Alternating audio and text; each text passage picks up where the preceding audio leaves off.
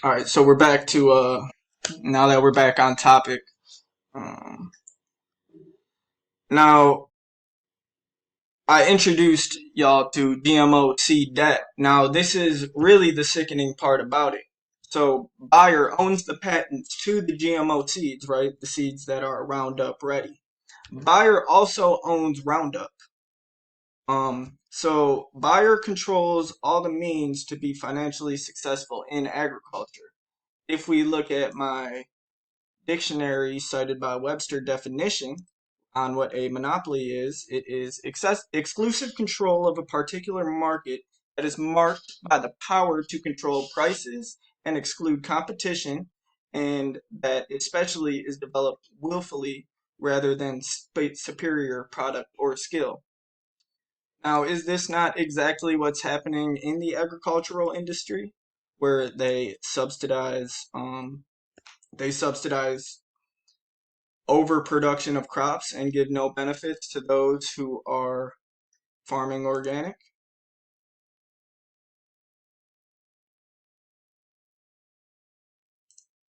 Thank you.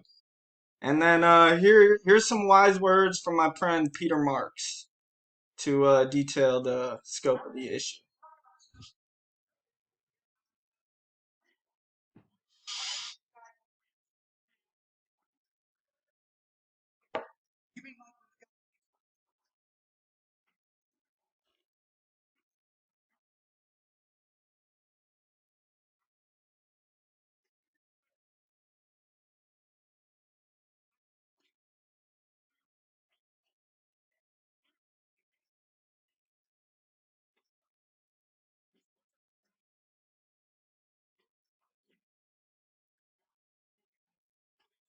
You can't hear the video?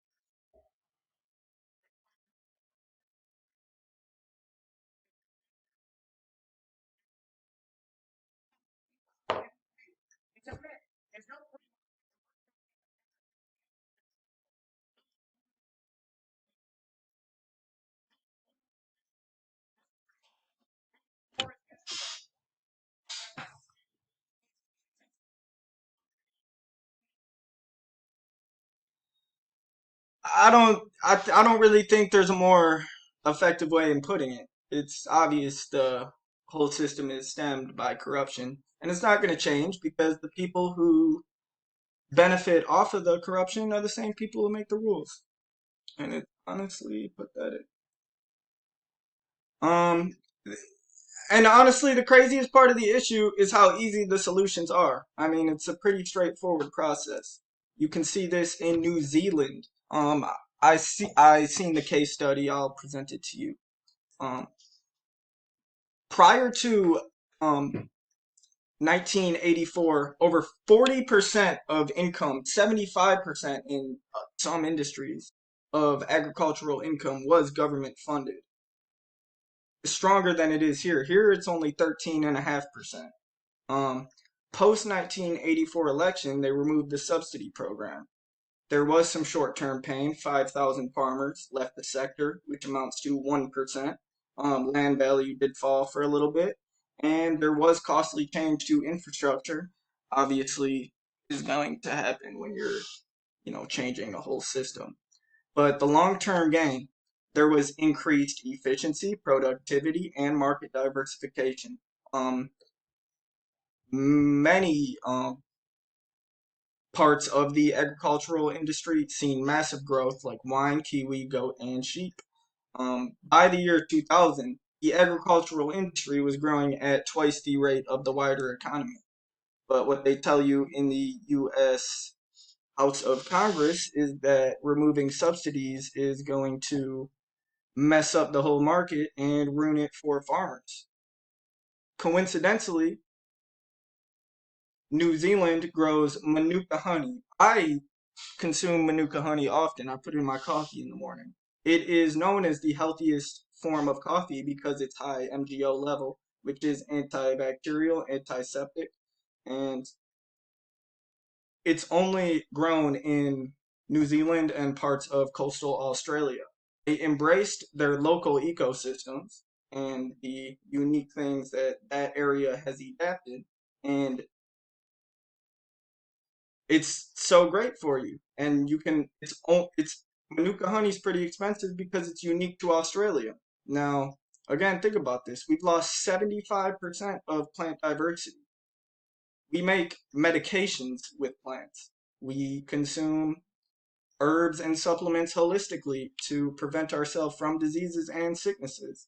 And we have lost 75% of what the natural order has given us. What cures to cancers, disease, sickness, viruses could we have lost just by simplifying the market in hopes of corporate greed? We won't know, and we never will because it's gone. Um, and again, it's super easy. Instead of doing monoculture, you do polyculture. Diversified farming is so much not only better for the environment, better for farmers. They produce twice the amount of crops per acre, literally double the amount of crops in whatever space you're planting. That's more efficient to farm, and you need less land. There's less environmental destruction. It because of there's natural barriers that they have adapted over time. You need 50% less crop spraying. Again, we've seen all the adverse effects of these chemicals. We're eating those. Like, just think about we're eating that. You get redness just from touching it, and it restores biodiversity, which is good for the of nature. The ways and just simple biological ways to reverse the effects of monoculture are riparian planting, which is just planting native vegetation along rivers and streams. It reduces the runoff because you have more diverse nutrient recycling, and they we won't have chemicals running into streams. Um, Rational grazing and mixed pastures, just planting things like clover and ryegrass will fix the nitrogen level, so you don't have to overgraze, a common thing in monoculture. And this is how we recover the soil without using synthetic fertilizers. Agroforestry is another good thing. You just plant trees on your farmland.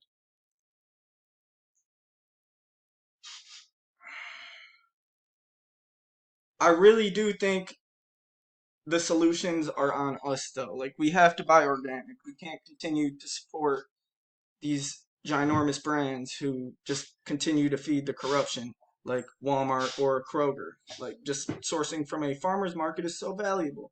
And might it be a little more expensive? Yes. But typically it's not, honestly, if you're buying actual food instead of like chips and cereals. Um,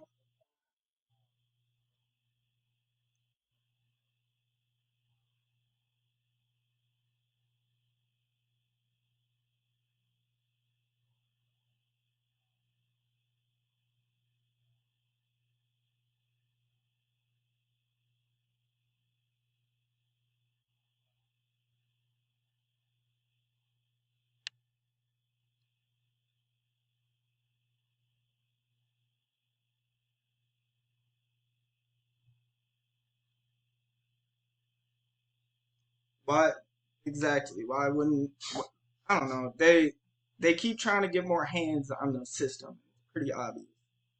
It's not really benefiting anybody besides them. Outside of corporate interest, can you name any benefits to monoculture?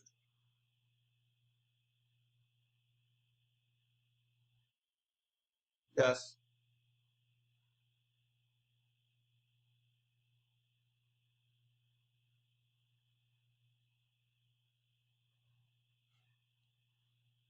Why it's more costly, yeah. You need more it's more there's more inputs that go into it than just farming it.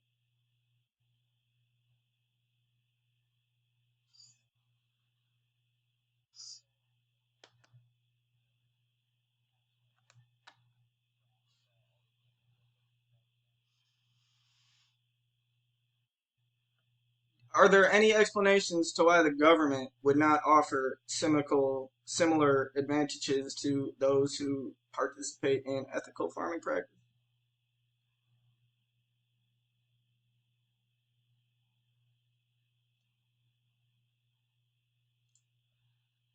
It's really that easy.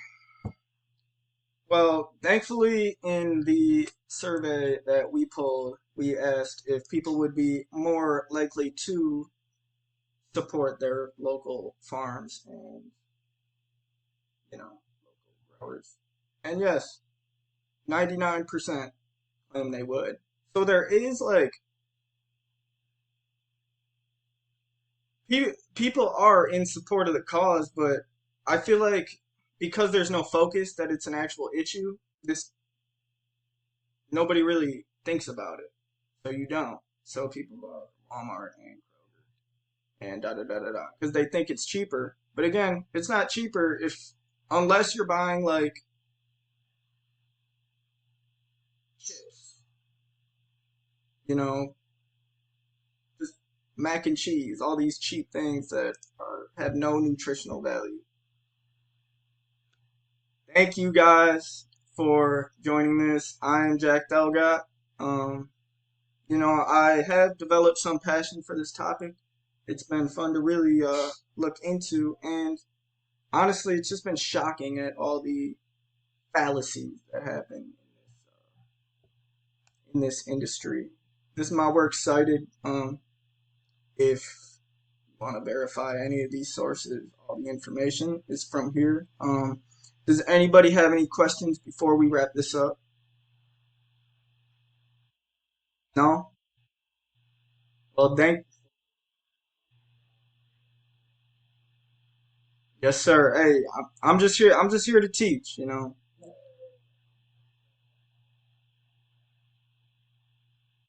I appreciate the kind words. Yes, sir. Hey, I appreciate you for listening actively. Hey, bye. Thank you. Um, Again, I appreciate you guys. We can wrap this up. I hope you just have the most blessed day.